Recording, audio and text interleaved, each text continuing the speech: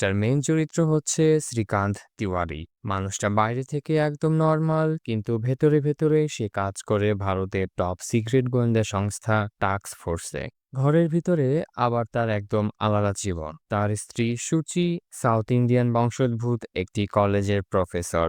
বাড়িতে আছে দুই বাচ্চা, বড় মেয়ে ধৃতি আর ছোট ছেলে অথর। তারা এখনকার আধুনিক টিপিক্যাল ছেলে মেয়েদের মতো বাবা মায়ের কথা শোনে না। দুজনই আবার দেশের একটি নামি দামি মিশনারি স্কুলে পড়ে। শ্রীকান্তের সবচেয়ে কাছের মানুষ হচ্ছে জেকে, তার বেস্ট ফ্রেন্ড আর একই এজেন্সির সহকর্মী। কিন্তু মজার বিষয় হলো, শ্রীকান্তের পরিবারের কেউই জানে না সে আসলে কি কাজ করে। তারা ভাবে সে নর্মাল অফিস জব করে, অথচ সে দেশের বড় বড় অপারেশনে কাজ করছে। পুরো সিজন 1 জুড়েই আপনি দেখবেন কিভাবে শ্রীকান্ত একদিকে দেশকে রক্ষা করে চলেছে, আর অন্যদিকে ফ্যামিলিতে স্বাভাবিক বাবা আর স্বামী। ফ্যামিলি ম্যান এর সিজন 1 এপিসোড 1-এ আপনাদেরকে স্বাগতম।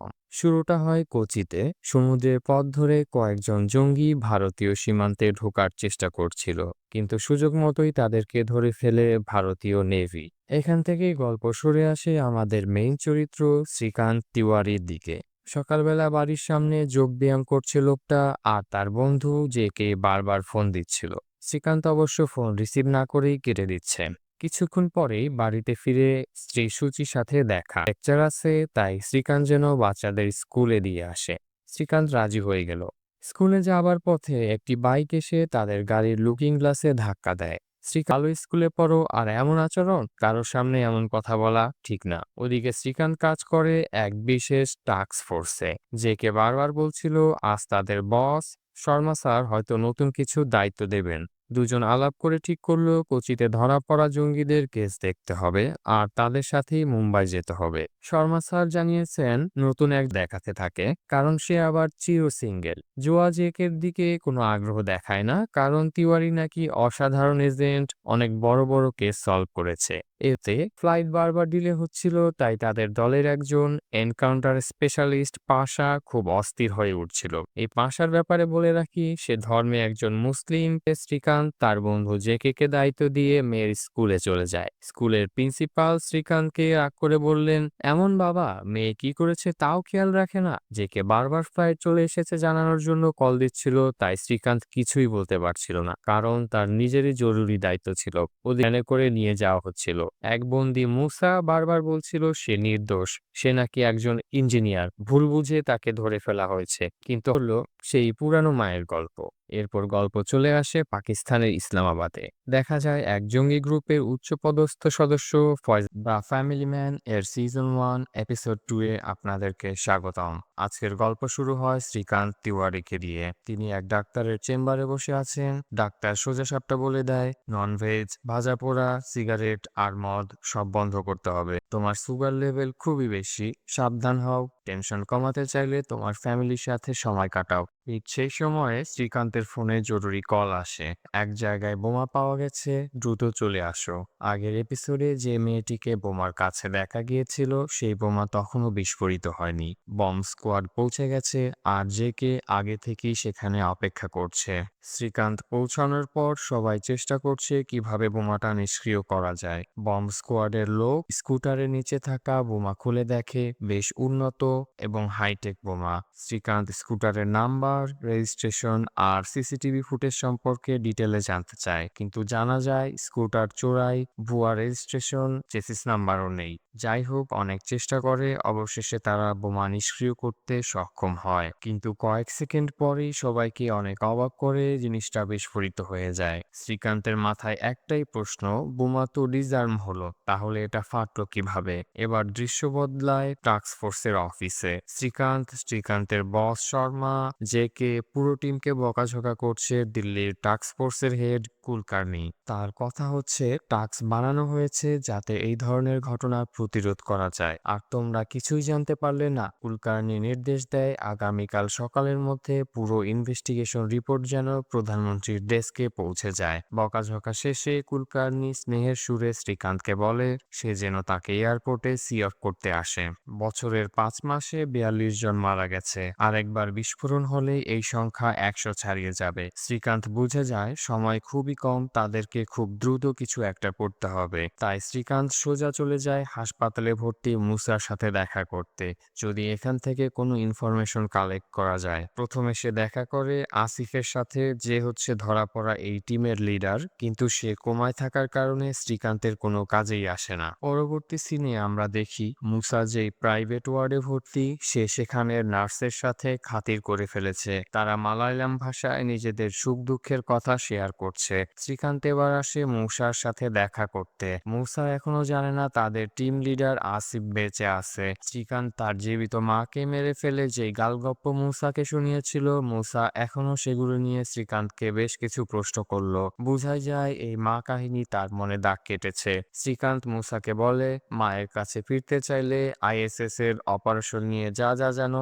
সব আমাকে বলো। মুসা বলে 3 বছর আগে সে সিরিয়ায় আসিফের সাহায্যে আইএসএস এ জয়েন করে। এই মিশনে আসার পিছনে তার মূল উদ্দেশ্য ছিল আইএসএস থেকে পালিয়ে মায়ের কাছে ফেরত যাওয়া। সবকিছু আসিফের প্ল্যান, সে কিছুই জানে না। শ্রীকান্ত একটু বিরক্ত হয়ে তখন মুসাকে বলে, আসিফ এখনো মরে নাই, কোমায় আছে।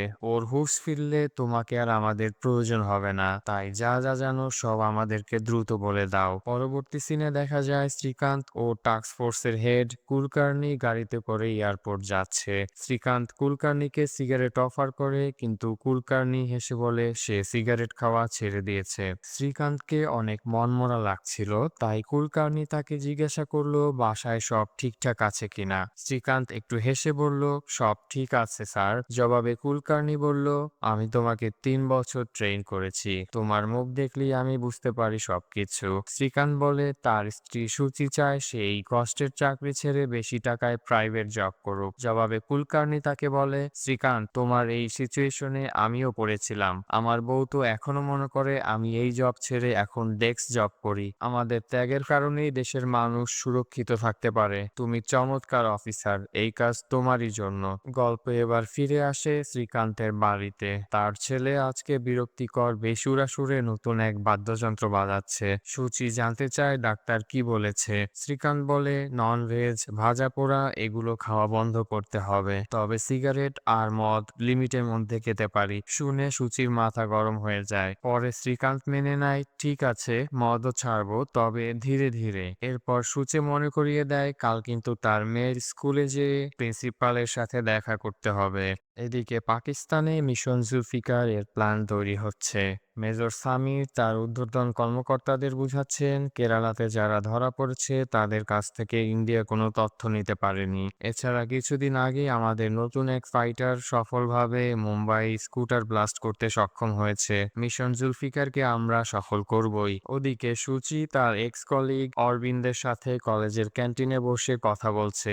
অরবিন্দ তাকে বলে, 9 বছর হয়ে গেছে, আর কতদিন এই বোরিং জব করবে? আমার সাথে এই নতুন কোম্পানিতে জয়েন করো। সুচি দ্বিধায় পড়ে যায় কি করবে। পরবর্তী সিনে আমরা দেখতে পাই শ্রীকান্ত অফিসের কম্পিউটারে বসে তার মেয়ের স্কুলের বিরুদ্ধে ইলিগাল স্ট্রাকচার ভেঙে ফেলার জন্য মিউনিসিপাল কর্পোরেশনের কাছে নোটিশ পাঠাচ্ছে। এরপর কাহিনী চলে যায় শ্রীকান্তের মেয়ের স্কুলে। স্কুলে গিয়ে দেখা যায় বিএমসি টিম বুলডোজার নিয়ে স্কুলের দেয়াল ভাঙতে চলে এসেছে। প্রিন্সিপাল তাদেরকে অনেক বোঝানোর চেষ্টা করছে যে হঠাৎ করে কোনো নোটিশ ছাড়া কিভাবে তারা স্কুলের দেয়াল ভাঙতে আসে। ঠিক সেই সময় শ্রীকান্ত এঞ্জেলের মতো হাজির হয় সেখানে। সে ডিরেক্ট বিএমসি কমিশনারের কাছে ফোন দেয় এবং তার নির্দেশে সবাই বুলডোজার সহ সরি বলে স্কুল থেকে চলে যায়। প্রিন্সিপাল তার ছাত্রীর বাবার এই হিরোইক স্ট্যান্ড দেখে ইমপ্রেস হয়ে যায়। সে জানায় ধৃতি কাল থেকে স্কুলে আসতে পারবে।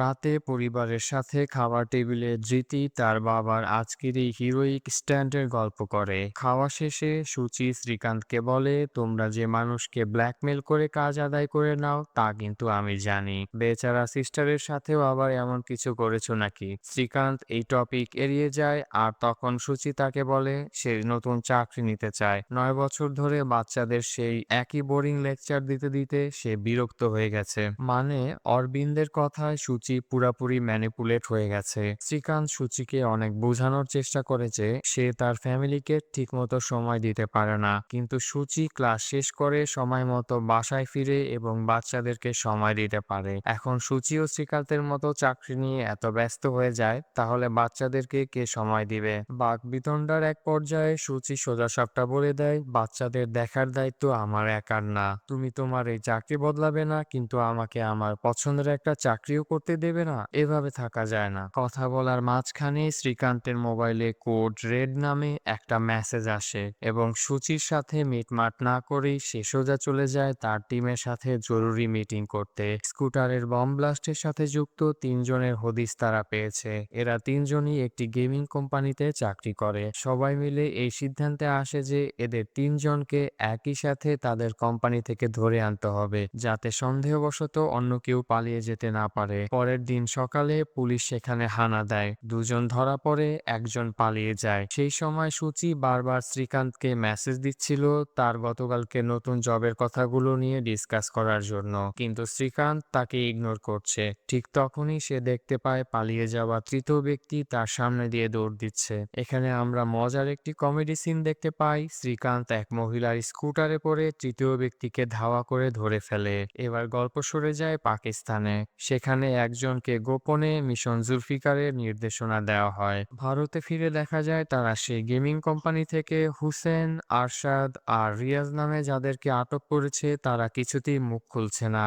এমন সময় কুলকার্নি শ্রীকান্তকে ফোন করে জানিয়ে দেয় পাকিস্তান জুলফিকার নামে একটি মিশন লঞ্চ করতে যাচ্ছে। হাসপাতালে থাকা মুসা, আসিফ আর মুম্বাইয়ের স্কুটার বম ব্লাস্ট এই মিশনের সাথে যুক্ত।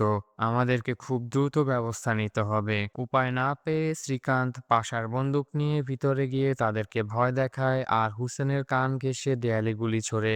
ভয়ে তারা সব বলে দেয়। একজন লোক আছে যে কিনা ভিক্টোরিয়া কলেজের হোস্টেলে থাকে, সে তাদেরকে ড্রপ বক্সের মাধ্যমে সকল ইনস্ট্রাকশন দেয়। এতদিন সবাই পাশার কর্মকাণ্ডে ভীত ছিল, কিন্তু আজকে শ্রীকান্তের কাজ দেখে সেই ভয় পায়। তারা সিদ্ধান্ত নেয় ভিক্টোরিয়া কলেজের ড্রপ বক্স মনিটর করা শুরু করবে। শেষ দৃশ্যে দেখা যায় করিম নামের একটি ছেলেকে, যে তার গার্লফ্রেন্ডকে নিয়ে সিনেমা হলে গেছে। ভারতীয় জাতীয় সঙ্গীত বাজলে সে দাঁড়ায় না, যার কারণে মানুষজন তাকে মারধর করে। পরে দেখা যায় সে ভিক্টোরিয়া কলেজে যাচ্ছে। মনে হচ্ছে করিমই সেই মূল সন্দেহভাজন। এভাবেই শেষ হয় দ্বিতীয় এপিসোড।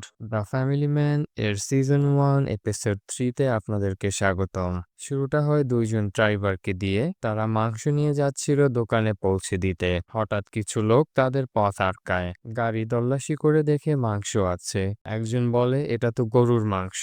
এরপরই তারা 2 ড্রাইভারকে মারতে থাকে এবং শেষ পর্যন্ত সে 2 জন সেখানেই মারা যায়। এরপর গল্প সরে যায় করিমের দিকে। করিম টিভিতে এই নিউজ দেখে খুব রেগে আছে। সে বলে মানুষ এত নিচে নেমে গেছে, এবার চুপ করে থাকা যাবে না, এদের একটা ব্যবস্থা করতেই হবে। করিমের গার্লফ্রেন্ড তাকে বুঝায় যে তুমিও যদি ওদের মতো কাজ করো তাহলে তোমার সাথে ওদের কি পার্থক্য থাকলো, কিন্তু করিম তার কোনো কথা শোনে না। এদিকে করিমের হোস্টেলের বাইরে সিভিলে পুলিশ বসানো হয়েছে। শিন্ডে নামে একজন আন্ডার কভার পুলিশকে দেখা যায় টঙের দোকান নিয়ে বসে আছে। সে গোপনে ড্রপ বক্সে সোজাসুজি একটা ক্যামেরা বসিয়ে রেখেছে, যাতে কে এটা ব্যবহার করছে সেটা নজরদারি করা যায়। মজার ব্যাপার হচ্ছে করিম এই টঙের দোকানেই আসে চা সিগারেট খাওয়ার জন্য, কিন্তু শিন্ডে তাকে বলে দেয় চা সিগারেট কিছুই নেই। শিন্ডের উপর করিমের সন্দেহ হয়। সে বলে চা সিগারেট না বেচলে দোকান নিয়ে বসে আছো কোন কারণে। গল্প ফিরে আসে শ্রীকান্তের দিকে।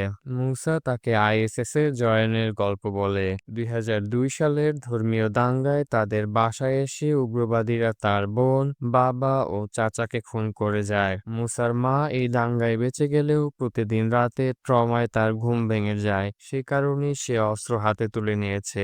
শ্রীকান্ত বলে তলোয়ারের বদলে তলোয়ার তুললে শেষ পর্যন্ত শুধু তলোয়ারই থাকবে। শ্রীকান্ত তাকে প্রেসার দিয়ে আরো তথ্য বের করতে চায়, কিন্তু মুসা তেমন কিছুই বলে না। এরপর দেখা যায় সেই নার্স আসে এবং শ্রীকান্ত সেখান থেকে চলে যায়। ওদিকে নজরদারির বদলে যাদব নামে এক এক পুলিশ অফিসার ভিক্টোরিয়া কলেজের কয়েকজন ছেলেকে গ্রেপ্তার করে বসে। সে শ্রীকান্তকে ফোন দিয়ে বলে এরা সারাদিন দেশবিরোধী কথা বলে। ইন্ডিয়া পাকিস্তানের খেলায় ইন্ডিয়া হারলে এরা রাতভর পার্টি করে।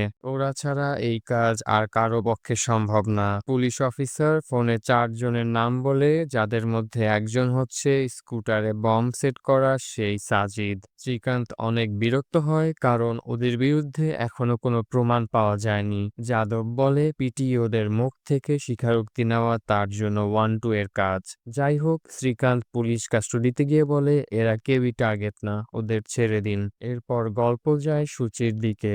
অরবিন্দ তাকে ফোন করে একটা রেস্টুরেন্টে আসতে বলে, তার নতুন কোম্পানির সিইওর সাথে দেখা করিয়ে দিতে। সূচির সাথে কথা বলে এই সিইও অনেক ইমপ্রেসড হয়ে যায়। এই চাকরিতে স্যালারির বাইরে কোনো এক্সট্রা বেনিফিট নেই, আর প্রচুর ট্রাভেলও করতে হবে। তারপরেও অরবিন্দ তাকে এই জবের জন্য ম্যানিপুলেট করতে সক্ষম হয়।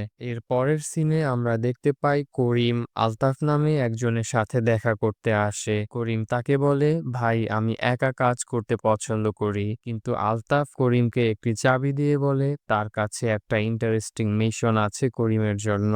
এইদিকে শ্রীকান্ত ছেলে মেয়েদের নিয়ে সুপার শপে যায়। মেয়ে সারাদিন শুধু মোবাইলে কার সাথে যেন চ্যাট করে, আর বাবার কোনো কথাই দাম দেয় না। সে ছেলেকে জিজ্ঞাসা করে তোর দিদির কি কোনো বয়ফ্রেন্ড আছে? ছেলে বলে হতে পারে।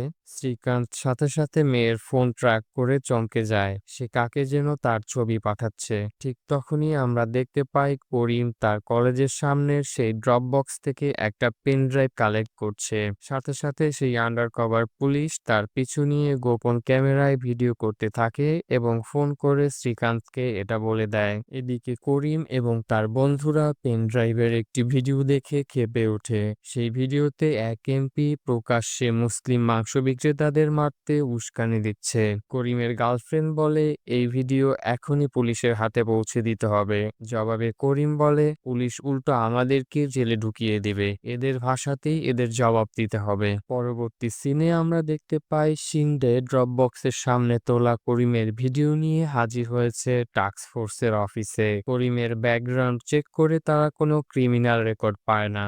তবে একবার সে এক রাজনীতিবিদের মুখে প্রতিবাদ স্বরূপ কালো রং মেখে দিয়েছিল। শ্রীকান্ত সিদ্ধান্ত নেয় যে তারা করিমকে আরো কাছ থেকে মনিটর করবে। শ্রীকান্তের টিম ন্যাশনাল ডিজিজ কন্ট্রোল টিমের নাম করে হোস্টেলে চলে যায় এবং ভাইরাস দমনের নামে করিমের রুমের আশেপাশে ধোঁয়া দিতে থাকে।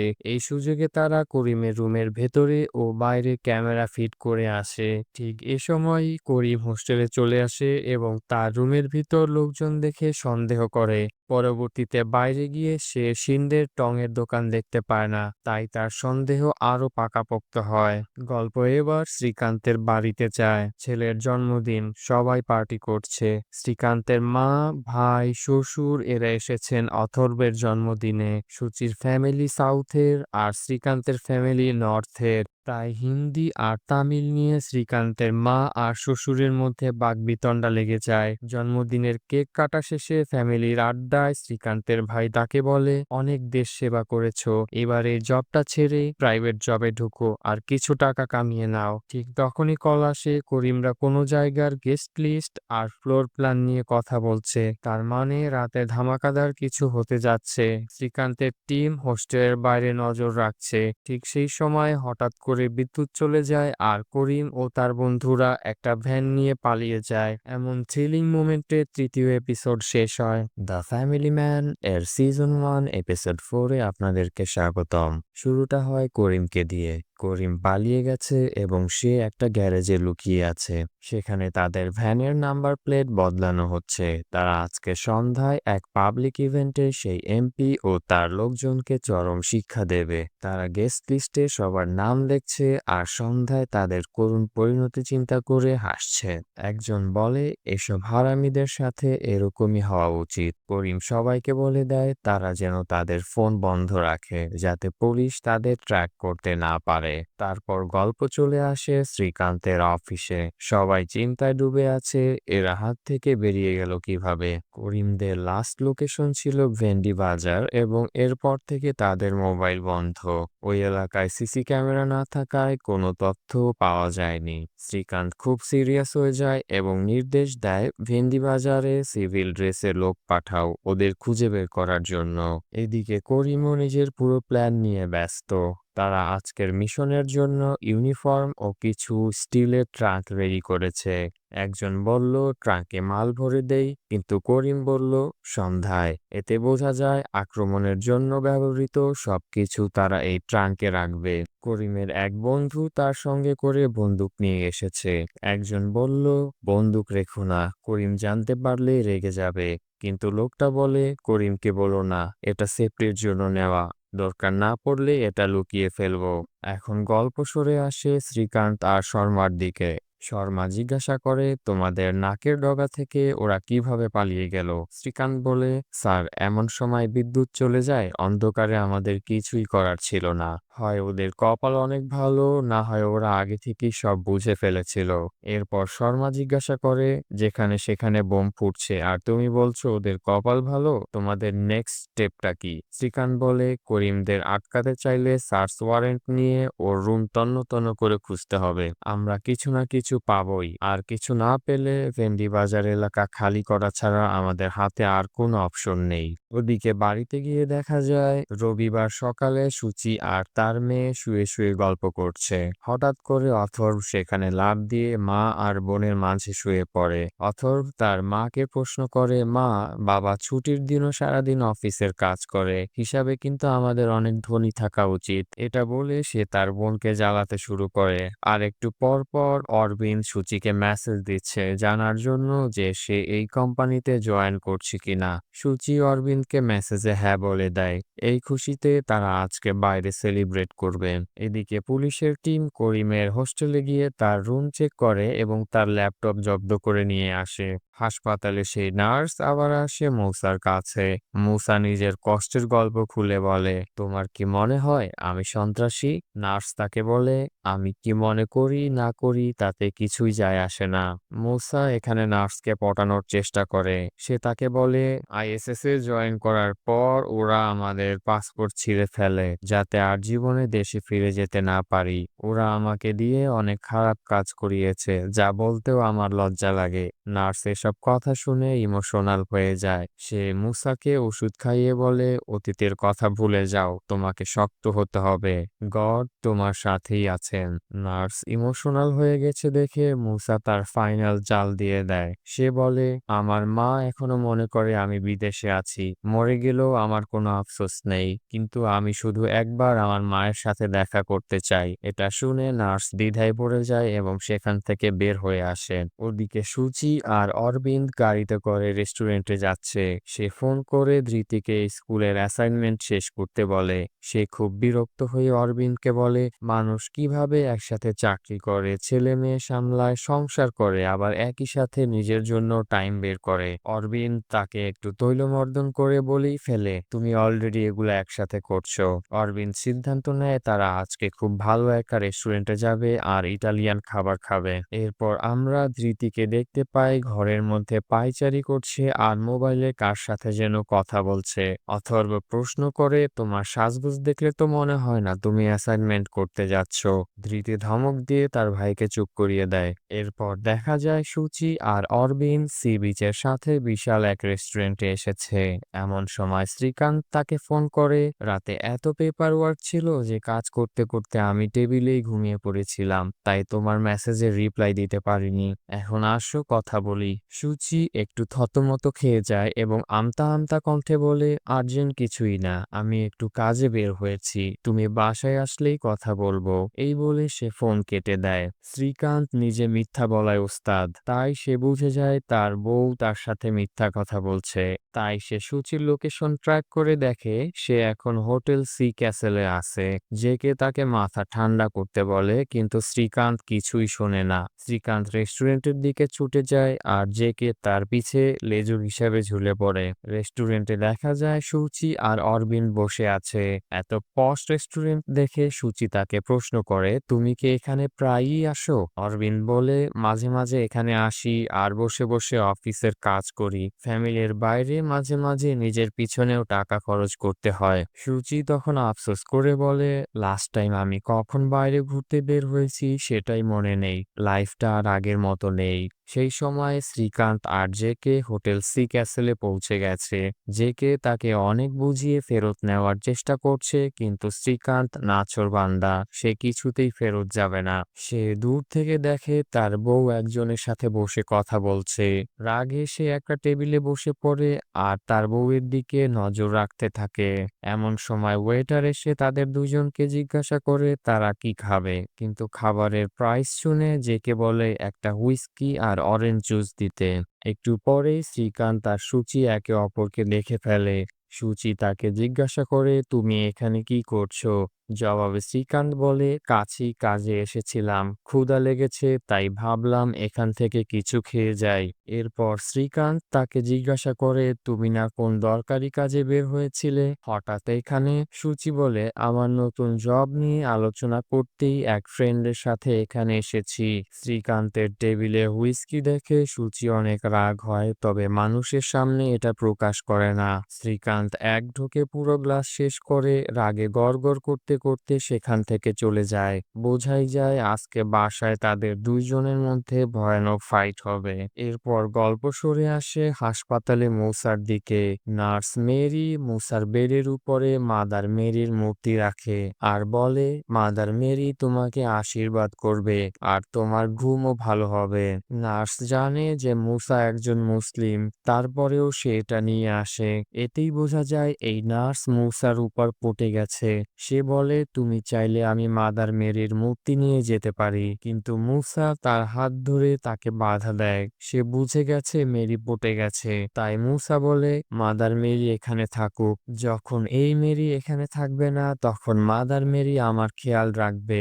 এরপর মেরি মুচকি হাসি দিয়ে তাকে রেস্ট করতে বলে সেখান থেকে চলে যায়। পরের সিনে আমরা দেখি পাশা গাড়িতে করে ভেন্ডি বাজারের অলিগলি চষে বেড়াচ্ছে, কিন্তু কিছুই পাচ্ছে না। সে শ্রীকান্তকে ফোনে বলে, আমাদের হাতে ভেন্ডি বাজার খালি করা ছাড়া আর কোনো অপশন নেই। এদিকে শর্মাও শ্রীকান্তকে বলে, সবাই নষ্ট না করে তাড়াতাড়ি ভেন্ডি বাজার খালি করার ব্যবস্থা করো। শ্রীকান্ত শর্মাকে রিকোয়েস্ট করে আর একটু সময় দেওয়ার জন্য। আইটি টিম যে কোনো সময় ল্যাপটপ হ্যাক করে ফেলতে পারবে। ওদিকে আমরা দেখি করিম ও তার টিম সেই স্টিলের ট্রাঙ্কগুলো ভরে ভ্যানের ভেতরে রাখছে। এরপরে তারা ভ্যানে খাবার ক্যাটারিং এর একটি স্টিকার লাগিয়ে সেখান থেকে বেরিয়ে পড়ে। হ্যাকার অবশেষে করিমের ল্যাপটপের অ্যাক্সেস নিয়ে নেয় এবং তারা সেই এমপি দেশপান্ডের ভিডিও দেখতে পায়।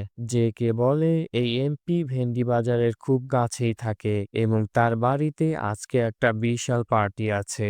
সবাই বুঝে যায় করিমরা আজকে এমপি দেশপান্ডের বাসায় আক্রমণ করবে। শ্রীকান্ত এবং পাশার দলবল এমপির বাসা থেকে একটু দূরে পজিশন নেয়। এদিকে করিম ভ্যানে করে তার টিম সহ এমপির বাসার কাছে চলে এসেছে। তারা দেখতে পায় পুলিশ সামনের রাস্তায় ব্যারিকেড দিয়েছে। তারা ভ্যান যেই রাস্তা দিয়ে ঘুরায় সামনেই দেখা যায় পুলিশ তাদের ঘিরে ফেলেছে। এমন সময় করিমের দলের যে ছেলেটি গোপনে বন্দুক নিয়ে এসেছে সে পুলিশের উপর গুলি করতে থাকে। পুলিশ পাল্টা গুলি চালালে করিম বাদে টিমের বাকি সবাই সেখানেই মারা যায়। করিম দৌড়ে পালাতে থাকে। এমন সময় সে একটি পুরনো গাড়িতে ঢুকে পড়ে এবং সেখানে একটি ভিডিও রেকর্ড করে লুকিয়ে রাখে। এরপরে আমরা দেখতে পাই শ্রীকান্ত করিমকে খুঁজতে খুঁজতে সেই পুরানো গাড়ির সামনে চলে আসে। দেয়ালের ওই পারে করিম দাঁড়িয়ে আছে শ্রীকান্তকে আক্রমণ করার জন্য। ঠিক তখনই পাশা পেছন থেকে ডাক দেয়। করিম ও শ্রীকান্ত মুখোমুখি হয় না। একটু পর করিম পালাতে গিয়ে ধরা পড়ে যায় আর তাকে দূর থেকে শুট করতে বলা হয়। করিম সেখানেই মারা যায়। বম্ব স্কোয়াড বাক্স খুলে দেখে ভিতরে বোমা নেই, শুধু গরুর মাংস। সবাই বুঝতে পারে করিমরা কোনো জঙ্গি নয়। তাদের ইচ্ছা ছিল এমপি দেশপান্ডেকে গরুর মাংস খাইয়ে শিক্ষা দেয়া। যে কে সবাইকে বোঝানোর চেষ্টা করে জঙ্গি না হলে ওদের কাছে বন্দুক কেন থাকবে। একজন বলে ওঠে, স্যার বন্দুক শুধু একজনের কাছেই ছিল, বাকি সবাই ছিল নিরস্ত্র। পুরো টিম মানসিকভাবে ভেঙে পড়ে, কারণ জঙ্গি মনে করে তারা নিরপরাধ কিছু ছেলেকে এনকাউন্টার দিয়ে ফেলেছে। শর্মা এসে সব শুনে শ্রীকান্তকে বকা দেয়। সে বলে এই কাহিনী মিডিয়ার কানে পৌঁছালে টাক্স টিমে তালা লেগে যাবে। এখানে কি হয়েছে সব ভুলে যাও। মিডিয়াকে বলবে এরা টেরোরিস্ট ছিল, এমপিকে মারতে যাচ্ছিল, আমাদের উপর গুলি করেছে, তাই আমরাও পাল্টা গুলি করি। এর বাইরে কিছুই বলবে না। শ্রীকান্ত অনেক ডিপ্রেশনে চলে যায়। এমনিতেই সুচি তাকে মিথ্যা কথা বলে বাইরে গিয়েছে, সেজন্য তার মেজাজ খারাপ। এর উপর আবার তার ভুলের কারণে নিরপরাধ কিছু ছেলে মারা গিয়েছে। সে ড্রাঙ্ক হয়ে ভোর 4টায় বাসায় গিয়ে বেল বাজাতে থাকে। সুচি দরজা খুলে তার এই অবস্থা দেখে বলে, দুপুর থেকে এসব চলছে। শ্রীকান্ত তাকে খোঁচা দিয়ে বলে, ওই অরবিন্দ জব ছেড়ে যেই কোম্পানিতে জয়েন করছে, তোমার কি দরকার ওই কোম্পানিতে জয়েন করা? বাচ্চাদেরকে পড়াচ্ছ, ভালোই তো আছো। আমাকে মিথ্যা বলে সিসাইড রেস্টুরেন্টে গিয়ে রোমান্টিক মুহূর্ত কাটাচ্ছ। এতেই সুচি বুঝে যায় শ্রীকান্ত সেখানে কোনো অফিসের কাজে যায়নি, সে তার বউয়ের মোবাইল ট্র্যাক করে স্পাই করতে সেখানে গিয়েছে। শ্রীকান্তের চিল্লাচিল্লি শুনে বাচ্চারা ঘুম থেকে উঠে বাবা মায়ের ঝগড়া দেখতে থাকে। শ্রীকান্ত বলতে থাকে, আমি তোমাদের একটু লাক্সারিয়াস লাইফ দিতে পারি না, তাই তোমরা সবাই ভাবো আমি একজন লুজার। সুচি শ্রীকান্তকে বলে, তোমার সাথে আমি আর কথা বলতে চাচ্ছি না। সেই সময় শ্রীকান্তের মুখ ফসকে ডিভোর্সের কথা বের হয়ে যায়। যাই হোক, সকালবেলা শ্রীকান্ত টিভিতে নিউজ দেখছে, পুলিশ কয়েকজন সন্ত্রাসীকে এনকাউন্টার করেছে যারা নাকি এমপির বাড়িতে হামলার পরিকল্পনা করছিল। তাদের কাছে অনেক ভারী ভারী অস্ত্র পাওয়া গিয়েছে। এই মিথ্যা কাহিনী দেখে সে আরো ডিপ্রেসড হয়ে যায়। তাই বাইরে গিয়ে সে জেকের সাথে দেখা করে। জেকে তাকে অনেক বোঝানোর চেষ্টা করে এই মিশনে তারা সবাই ভুল করেছে, সে যেন সকল দোষ নিজের ঘাড়ে না নেয়। তারা ইডলি খেতে খেতে ভাবতে থাকে, যদি করিম টেরোরিস্ট না হয় তাহলে ওই ড্রপ বক্সের জিনিস তার কাছে এলো কিভাবে। আর সব থেকে বড় কথা, স্কুটার বোমা ব্লাস্ট যার কারণে হলো সেই লোক এখনো ধরা পড়েনি। শেষ দৃশ্যে দেখা যায় পুলিশ সাজিদ সহ যাদেরকে গ্রেপ্তার করেছিল সবাইকে ছেড়ে দিচ্ছে। এতে আভাস পাওয়া যায় পরবর্তী পর্বে জানা যাবে করিমকে কারা ফাঁসিয়েছে। এভাবেই চতুর্থ এপিসোড শেষ হয়। দ্য ফ্যামিলি ম্যান এর সিজন 1 এপিসোড 5-এ আপনাদেরকে স্বাগতম। শুরুটা হয় সাজিদকে দিয়ে। জেল থেকে ছাড়া পাওয়ার পর সে রাস্তা দিয়ে হেঁটে যাচ্ছে। এমন সময় তাকে পেছন থেকে ডাক দেয় আলতাফ, যাকে আমরা তৃতীয় এপিসোডে দেখতে পাই করিমকে ডেকে এমপি দেশপান্ডের ভিডিও সেই দিয়েছিল। আলতাফ সাজিদকে বলে, পুলিশের ঝামেলা থেকে তোমাকে বের করার জন্য আমাদের উপর তোমার কৃতজ্ঞ থাকা উচিত। সাজিদ উত্তরে বলে, আপনারা এমন কি করেছেন যে আমার কৃতজ্ঞ থাকতে হবে? জবাবে আলতাফ বলে, ফেজান ভাইয়ের নির্দেশে আমি করিমকে ফ্রেমিং করে বম ব্লাস্ট কেসে ফাঁসিয়ে দেই, যাতে তুমি এসব ছোটখাটো কেসে ধরা পড়ে না যাও। খুব শীঘ্রই তোমাকে মিশন জুলফিকারের দায়িত্ব বুঝিয়ে দেওয়া হবে। এই মিশন সফল হলে মানুষ 26/11-র অ্যাটাককে বাচ্চাদের খেলা বলবে। ততদিন পর্যন্ত সাবধানে থাকো আর হোস্টেলে যেও না, পুলিশের নজর আছে। এই বলে আলতাফ সেখান থেকে চলে যায়। এরপর গল্প যায় হাসপাতালে। 4 সন্ত্রাসীর একজন আসিফ, যে কোমায় ছিল, হঠাৎ তার হুঁশ ফিরে আসে, কিন্তু একটু পরেই সে আবার জ্ঞান হারায়। গল্প সরে আসে শ্রীকান্তের দিকে। তার বিরুদ্ধে ইনভেস্টিগেশন বসেছে। শ্রীকান্ত বলছে, গ্রেপ্তারকৃত 3 জন আইটি এমপ্লয়ির ভাষ্যমতে ভিক্টোরিয়া কলেজে একটা ড্রপ বক্স আছে, যেটা টেরোরিস্ট অ্যাক্টিভিটির তথ্য আদান প্রদানের জন্য ব্যবহৃত হয়। করিম এই ড্রপ বক্স ব্যবহার করেছে, তাই আমরা তাকে সন্দেহ করি। ইনভেস্টিগেশন টিম জিজ্ঞাসা করে, শুধু ড্রপ বক্স ব্যবহার করেছে দেখেই কি এই সিদ্ধান্ত নেওয়া সম্ভব যে একটা লোক টেরোরিস্ট? শ্রীকান্ত বলে, সার্ভেলেন্সে রাখার সময় আমরা শুনি সে তার 2 সহকারীর সাথে ফ্লোর প্ল্যান, গেস্ট লিস্ট আর ভ্যান নিয়ে আলোচনা করছে। তারা এমপি দেশপান্ডের বাসায় আক্রমণ করার প্ল্যানই করছিল। তবে এত কম সময়ের মধ্যে আমরা বুঝে উঠতে পারিনি আক্রমণটা আসলে এরকম হবে। এরপর ইনভেস্টিগেশন টিম জিজ্ঞাসা করে, তুমি কি মনে করো করিম ও তার টিম টেরোরিস্ট ছিল? জবাবে শ্রীকান্ত বলে, স্যার, আমার মনে হয় করিমকে কেউ এই ড্রপ বক্স ব্যবহার করার জন্য ফাঁসিয়েছে, যাতে তারা আসল টেররিস্টদের পর্দার আড়ালে রাখতে পারে। ফাইনালি ইনভেস্টিগেশন টিম শ্রীকান্তকে বাঁচানোর জন্য বলছে যে, তোমার ভুল হলেও এনকাউন্টার তো দিয়েছে ফোর্স ওয়ান টিম ও তাদের লিড পাশা। সেক্ষেত্রে এর পুরো দায়ভার তো ফোর্স ওয়ান টিমের, তাই না? জবাবে শ্রীকান্ত বলে, প্রথম গুলিটা করিমদের সাইড থেকেই করা হয়েছিল, তাই ফোর্স ওয়ান টিম পাল্টা গুলি চালাতে বাধ্য হয়। তাছাড়া এই পুরো মিশনটা আমার ছিল, তাই এর সফল দায়ভার আমারই। ওদিকে হাসপাতালে মেরি ও মুসা আরো ঘনিষ্ঠ হচ্ছে। মেরি তাকে বলে, তোমার বন্ধু আসিফ তার কোমা থেকে হুঁশ ফিরেছে, খুব শীঘ্রই তোমাকে হাসপাতাল থেকে ডিসচার্জ করে দেওয়া হবে। তারপর গল্প ফিরে আসে সাজিদের দিকে। সে এক গোপন আস্তানায় লুকিয়ে আছে। আলতাফ সাজিদের সাথে দেখা করে জানায় তাকে শ্রীনগরে যেতে হবে, সেখানে তার জন্য এক লোক অপেক্ষা করে আছে। সাজিদ বলে, কাশ্মীরের কথা মনে হলেই মনে পড়ে যায় আমার 14 বছরের ভাইয়ের কথা। ও স্কুল থেকে ফিরছিল, এই হারামিরা ওকে গুলি করে সেখানেই মেরে ফেলে। তখন আলতাফ সাজিদকে শ্রীনগরের ট্রেনের টিকিট, একটা মোবাইল আর কিছু টাকা দেয়। সাজিদ মিশন সম্পর্কে আরো বিস্তারিত জানতে চাইলে আলতাফ বলে, আমাদের প্রত্যেককে ছোট ছোট কিছু কাজ দেওয়া হয়েছে, আমার দায়িত্ব ছিল তোমাকে এগুলো বুঝিয়ে দেওয়া। আমি এতটুকুই জানি, বাসারাতের মোবাইল নাম্বার ফোনে সেভ করা আছে, ওর সাথে কথা বলে বাকি তথ্য জানতে পারবে। ওদিকে শ্রীকান্ত আর জেকে হাসপাতালে আসে সন্ত্রাসীদের আপডেট জানতে। জেকে বলে, শর্মা যদি জানতে পারে আমরা হাসপাতালে এসেছি তাহলে আমাদেরকে সাসপেন্ড করে দেবে। উত্তরে শ্রীকান্ত বলে, আমাদের বিরুদ্ধে এখন ইনভেস্টিগেশন চলছে, কোনো অ্যাকশন নেওয়ার আগ পর্যন্ত আমরা আমাদের কাজ চালিয়ে যেতে পারি। শ্রীকান্ত আরো বলে, এই আসিফ ছাড়া মিশন জুলফিকার সম্পর্কে কেউই কিছু জানে না, তাড়াতাড়ি ওকে জিজ্ঞাসাবাদ করে সব তথ্য নিতে হবে। ডাক্তার জানায় আসিফ কোমা থেকে ফিরলেও কথা বলার মতো অবস্থায় যেতে আরো 3-4 দিন লাগবে। আরেকজন রোগী যার হাতে গুলি লেগেছিল ওকে খুব দ্রুত ডিসচার্জ করে দেওয়া যাবে। নার্স ম্যারি বলে, তার নাম মুসা, মুসা রহমান। শ্রীকান্ত এটা শোনার পরেই সন্দেহ করে। সে মুসার কাছে গিয়ে বলে, 2 দিন পর তোমাকে ডিসচার্জ করা হবে, এরপর জেলে গেলে এরকম বেড আর জীবনেও কপালে জুটবে না। যা যা জানো দ্রুত মনে করো, আমি শুনতে আসবো। এরপর দৃশ্য বদলায় শ্রীকান্তের বাসায়। সুচি ল্যাপটপে কাজ করছিল, এমন সময় ধৃতি সেখানে আসে মায়ের কাছ থেকে ল্যাপটপ নিতে।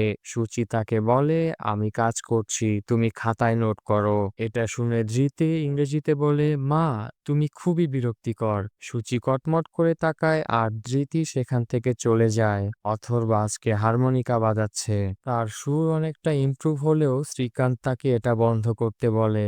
অফিস নেই, তাই সে রান্নাঘরে কাজ করছে।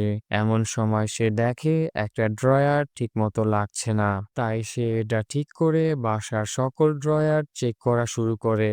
বাসার সকল ড্রয়ার চেক করা শেষে সে শান্তিতে চা খাচ্ছে। এমন সময় সে দেখে অথর্ব আবার হারমোনিকা বাজাচ্ছে। অফিসে গিয়ে শ্রীকান্ত জানতে পারে কুলকার্নি তার সাসপেনশন আটকে দিয়েছে। শাস্তি হিসেবে তার ট্রান্সফার হয়েছে শ্রীনগরে। অল্প কিছুদিন পরেই তাকে আবার এখানে ফেরত নিয়ে আসা হবে। শর্মা তাকে বলে, তোমাকে জাস্ট হ্যাঁ বলা দরকার ছিল যখন ইনভেস্টিগেশন টিম সকল দোষ পাশার উপর দিতে চাচ্ছিল। তোমার কপাল ভালো তোমার সাথে কুলকার্নি আছে, অন্য কেউ হলে এতক্ষণে বাক্স প্যাঁটরা গুছিয়ে বাসায় পাঠিয়ে দেওয়া হতো। প্রচণ্ড বিরক্ত হয়ে স্কুল থেকে সন্তানদের আনতে গিয়ে শ্রীকান্ত এক জায়গায় গাড়ি পার্ক করতে যায়। এমন সময় কোত্থেকে একজন ইয়ো টাইপের ছেলে এসে তার জায়গায় গাড়ি পার্ক করে ফেলে। রাগে শ্রীকান্ত তাকে পেটাতে থাকে। এটা আবার দেখে ফেলে অথর্ব, তাই ছেলে নিজের মুখ বন্ধ রাখার জন্য বাবার কাছ থেকে পিৎজা খেতে চায়। ধৃতি স্কুল থেকে বের হয়ে দেখে তার ভাই গাড়িতে বসে পিৎজা খাচ্ছে, তাই সেও বাবার কাছে পিৎজা খেতে চায়। নিরুপায় হয়ে শ্রীকান্ত ছেলে মেয়েকে নিয়ে আবার পিৎজা ও আইসক্রিম খেতে নিয়ে যায়। বাড়ি ফিরে শ্রীকান্ত হতাশ। সে ছাদে গিয়ে একের পর এক সিগারেট ধরাচ্ছে আর কুলকার্নিকে ফোন দিয়ে নিজের ভুলের কথা বলছে। তার মতে, আমরা নিরপরাধ কিছু ছেলেকে মেরে ফেলেছি, অন্তত তাদের ফ্যামিলির সামনে সত্যিটা বলতে দিন, না হলে আজীবন মানুষ তাদের ফ্যামিলিকে টেররিস্ট বলে বদনাম করবে। কুলকার্নি বলে দেয় দেশের বৃহত্তর স্বার্থে আমরা আসল ঘটনা প্রকাশ করতে পারবো না। পরে সন্ধ্যায় দেখা যায় মানুষ মোমবাতি মিছিল করছে। শ্রীকান্ত সেখানে গিয়ে করিমের গার্লফ্রেন্ডের কানে কানে বলে করিম টেরোরিস্ট ছিল না। তারপর শ্রীকান্ত, জেকে আর পাশা একসাথে বসে লাল পানি খাচ্ছে। তিনজনই এই এনকাউন্টার নিয়ে মনে মনে অনেক কষ্টে আছে। পাশা বলেই ফেলে, এই এনকাউন্টার দিই বলেই তো আমার বাবা আমার সাথে কোনো সম্পর্ক রাখে না। অপরাধী মারি সেটা মেনে নেওয়া যায়, কিন্তু ভুল করে নিরপরাধ মানুষকে মেরে ফেলেছি। উপর দিয়ে তাদের পরিবার বিনা কারণে টেরোরিস্টের বদনাম নিচ্ছে। তাদের ফ্যামিলিকে অন্তত সত্যটা জানানো উচিত ছিল। শ্রীকান্ত তখন তাকে কুলকার্নির সেই বুলি আউড়ে দেয়। সত্য সত্যের জায়গায়, দেশ দেশের জায়গায়, আমাদের আর কিছুই করার নেই। রাতের বেলা গল্প ফেরত আসে হাসপাতালে। মেরি এসে দেখে মুসা কান্না করছে। মুসা তাকে বলে, কাল আমার জন্মদিন, আর আমার মায়েরও জন্মদিন। আমি সুস্থ হতে চাই না, কারণ সুস্থ হলে আমাকে নিয়ে জেলে ভরে দিবে। আমি আর কখনো আমার মায়ের সাথে কথা বলতে পারবো না। দয়া করে আমাকে আমার মায়ের সাথে কথা বলতে দাও। এরপর ম্যারি মুসাকে তার ফোন দেয়। মুসা মায়ের সাথে কথা বলে খুব খুশি হয়। মুসা আর ম্যারি চুমু খায়। মেরি অবস্থা বেগতিক দেখে ক্যাবিনের দরজা ভেতর থেকে লাগিয়ে দেয়। এরপর তাদের দুজনকে অন্তরঙ্গ মুহূর্তে দেখা যায়। এরপর গল্প ফিরে আসে সকালবেলা শ্রীকান্তের বাসায়। শ্রীকান্ত ছেলে মেয়েদেরকে বলে, আমি শ্রীনগর যাচ্ছি, মাকে বেশি কষ্ট দেবে না। সে অথর্বকে বলে, ফেরত এসে যেন সুন্দরভাবে বাঁশি আর হারমোনিকা বাজানো শুনি। তোর এই মিউজিক ক্লাসের পিছনে আমার অনেক টাকা যায়। অথর্ব বলে, বাবা তুমি ওই লোকটাকে যেভাবে ধুয়ে দিয়েছিলে আমি ওই রকম মারামারি শিখতে চাই। শ্রীকান্ত বিরক্ত হয়ে বলে, 8 বছরের বুড়ো ঘোড়া হয়ে গেছিস, এখন পর্যন্ত বড়দের পা ছুঁয়ে আশীর্বাদ নেয়া শিখিস নাই, আর মারামারি শিখতে চাস? আয় বাবার পা ছুঁয়ে আশীর্বাদ নিয়ে শুরু কর। সুচি জেকের কাছ থেকে বের করে ফেলে যে শ্রীকান্তকে শাস্তি হিসেবে কাশ্মীরে পাঠানো হচ্ছে, তাই স্বামী স্ত্রীর মাঝে বরফ গলতে থাকে। সুচি বলে, দিনে কমপক্ষে একবার ফোন করে আমাদেরকে তোমার খবর জানিও। জেকে তাকে এয়ারপোর্টে পৌঁছে দেয় আর সাবধানে থাকতে বলে। এরপর গল্প যায় পাকিস্তানের দিকে।